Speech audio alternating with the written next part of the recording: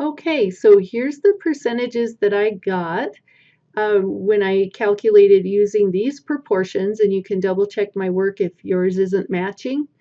If I added up all of these, I should end up in this proportion column, I should end up with exactly 676,274 over 676,274, which would give me a total of 1 for the proportions. Your proportions should always total 1.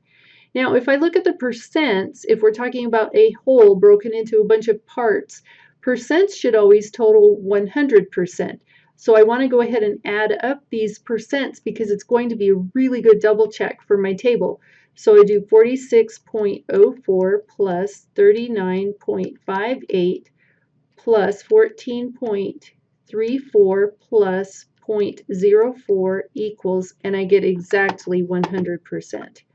Now, I do have to tell you that's a little bit unusual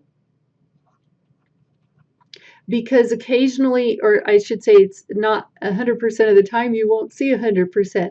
The reason is that with the rounding that we did for each of the rows, as we rounded to do this percent here, we sometimes will throw our total off just a little bit, not a lot, but it could be like 99.91 or 95%, probably 99.99%, and then possibly you could get a 100.01 or something like that. And that's because of rounding. And so we don't worry too much about that as long as our proportions add up. From the fraction form, they should add up to exactly 1, but then when we start doing rounding, it should come out very, very close to 100% for the total, but it might not be exact.